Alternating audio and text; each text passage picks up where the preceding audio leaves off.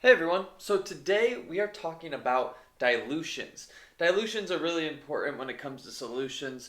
Sometimes reactions can be too strong and you need to dilute a solution in order not to make such a violent reaction. Maybe you just want to make a small amount of something so you just don't need as strong as a solution, so you go ahead and dilute it. I know I use dilutions very commonly because when I buy chemicals it comes in a very strong concentrated stock of solution and I gotta dilute that down so that it's not so dangerous for when you guys use it in lab.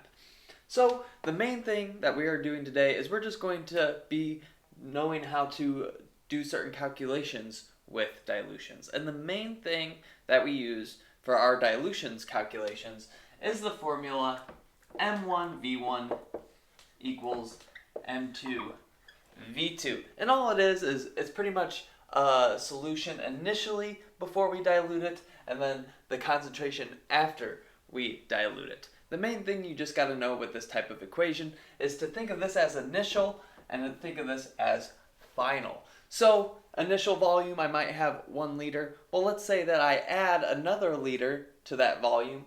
Well, the final volume then would be 2. And that's the main area you just got to look out for, is that you got to think of final volume. So let's just go ahead and let's get into an example of this so that you can see what I'm talking about. So our first example would just be something simple like, how would we make 1 liter of 6 molar HCl with a stock solution of 12 molar HCl. Okay, so this is actually one that I use all the time. When I buy HCl, it's 12 molar.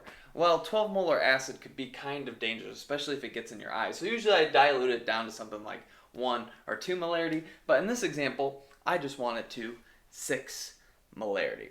So what I'm going to do is I'm going to keep 2 molarities, or a molarity and a volume together as my M1 and V1. So it's like, how would we make 1 liter of 6 molar HCl? So that's what we're trying to make. So let's just put that into M2V2. That's what we want at the end, right? So our final molarity is 6 and our final volume is 1.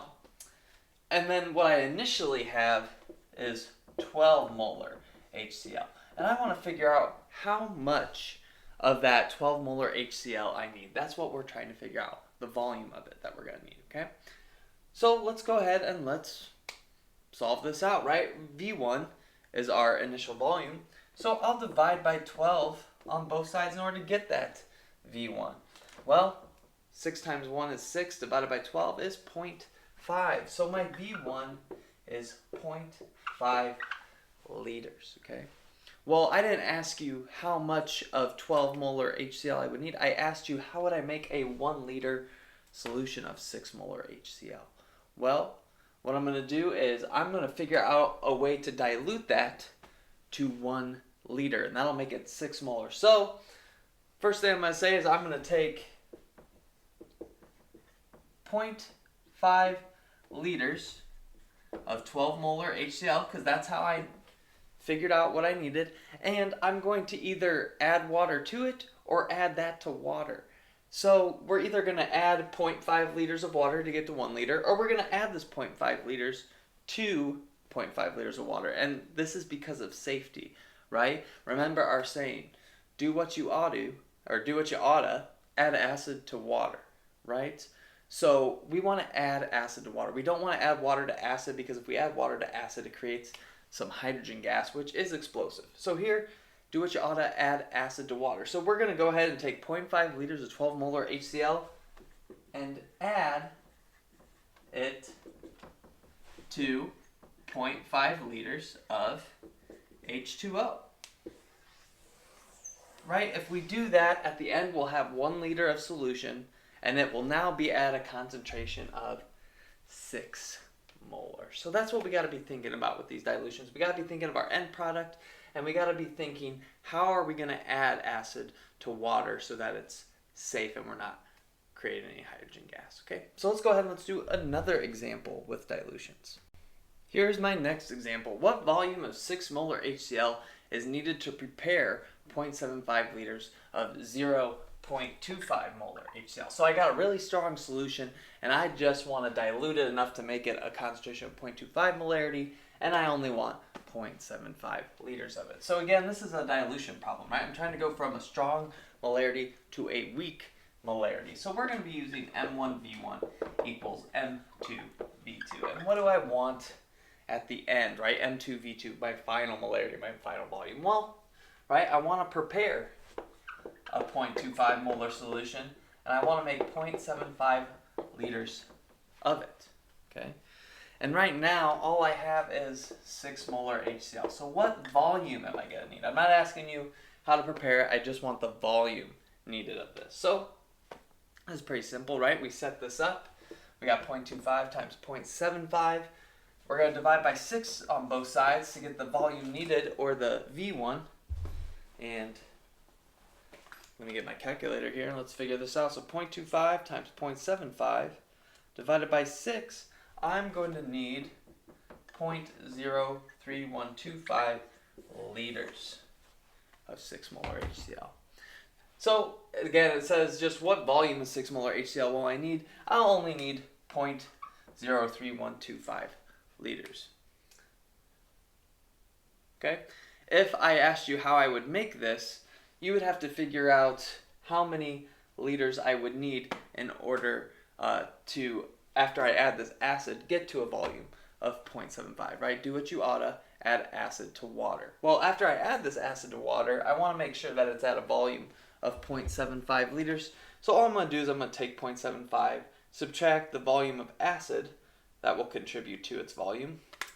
So it end up, I'd take 0.71875 liters of H2O, and I would add that 0.03125 liters of HCl, and then that would give me my 0.75 liters of 0.25 molar HCl. Okay, so that is all that would be. But luckily I'm not asking you to do that, I'm just saying, give me the volume. Okay, makes it a little bit easier. Let's go ahead and let's do another example. So in this problem, it says if I have 600 milliliters of 0.7 molar NaCl, so I just got a kind of a low concentration of salt water, what will the concentration be if I add 395 milliliters of water to it? Well, first of all, I'm adding more water, so do we expect the concentration to go up or down? If we're adding water, right, the concentration should go down. The molarity should go, or should be a lot weaker, okay? So again, this is a dilution problem, so we're going to use M1V1 equals M2V2.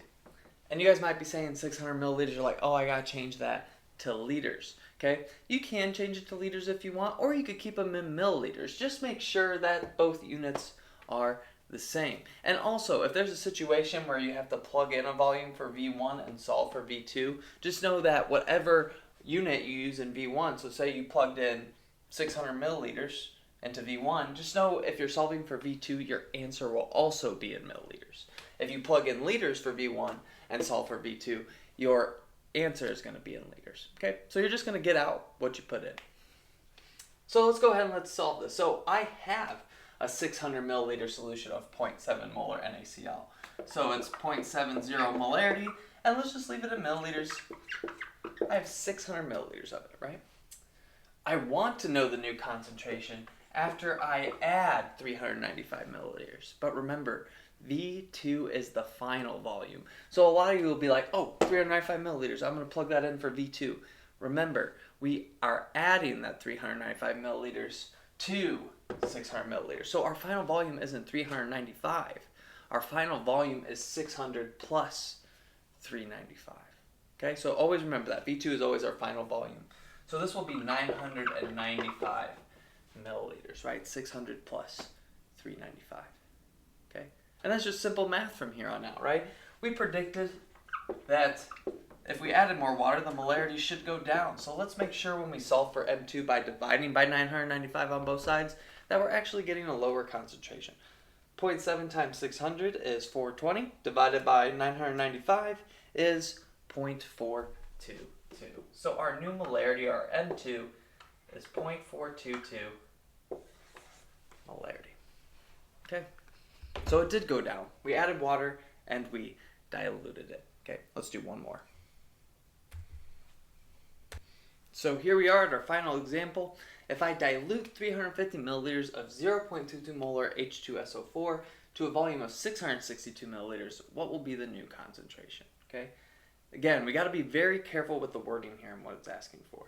It's saying if I dilute 350 milliliters of 0.22 molar H2SO4. Well, obviously those go together, and it's what we have at the beginning. So let's just treat that as our M1 and our V1.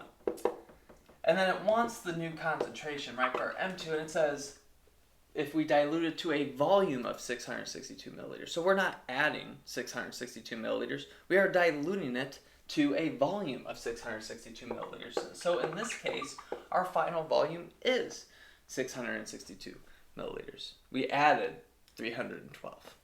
Okay? So be careful with the wording. Make sure you see what it's saying. And just remember that V2 is always that final volume. So we diluted it, right? We should expect the concentration to go down. Let's see if that actually happens. We divide by 662 on both sides.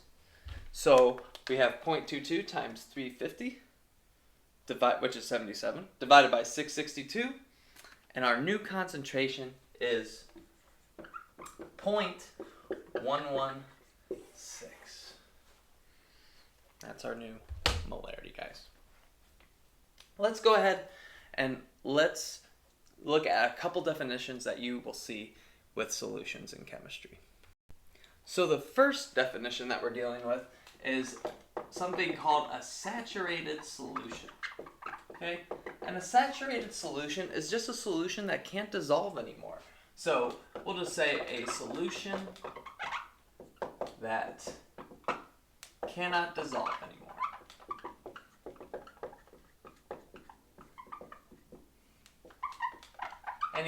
We'll make it scientific and say solute, right? We put a solid in there, it's just going to stay solid. It's not going to turn into an aqueous solution anymore. So if you got a cup of salt water, you put some more salt in there, it doesn't dissolve, you know it is saturated. There's no more water molecules in there to react with that NaCl to dissolve it. So a saturated solution just means it's not going to dissolve any more of the solid that we put into solution.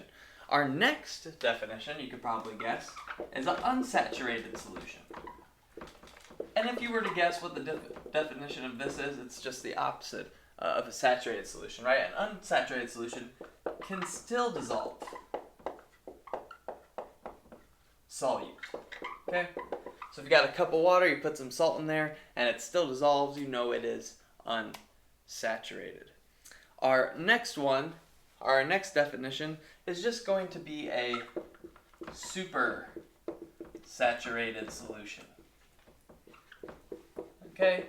And pretty much what I'm going to say for this is I'm just going to give a brief explanation, okay, and then I'll try to define it as simply as possible. What a supersaturated solution is that it's pretty much a saturated solution. And what happens is that it's not dissolving anything anymore, right? So what we can do to make it dissolve a little bit more is we could heat up that saturated solution. If we heat up that saturated solution, it will break down some molecules a little bit more. So if you go ahead and you put some salt in there and it's not dissolving, what we can do is we could heat up that beaker, it'll dissolve that salt, and it will cause it to turn into an aqueous solution. So if you do that and then go ahead and cool the beaker afterwards, there will be some crystals that start to form in your solution, and this is known as a supersaturated solution. So the best way to define this, I think, is just taking a heated, saturated solution and cooling it to form crystals. Okay. Sometimes you see this like in those little crystal growing kits. Okay, this is a supersaturated solution. Have you ever seen elephant toothpaste where it foams up really big and fills up the whole room and it creates this whole big thing of foam? That is also a supersaturated solution. So those are our three definitions that we like to bring up. Saturated, can't dissolve anymore. Unsaturated, can still dissolve. Supersaturated, we just heated up a saturated solution, made it dissolve just a tiny bit more, and then cooled it to form some crystals. last thing I want to talk about, okay? 3 things that help dissolving, okay? 3 things that help the rate of dissolving. So 3 factors that affect dissolving. Okay, so things that make dissolving a little bit easier. The first one being, something that you probably do all the time, is stirring, right? If we stir salt up in a glass, it dissolves it a lot more, and that's just because you get more collisions. More of that water is able to collide with those salt ions and able to break them down. 2, something you probably wouldn't think of, but surface area. Okay?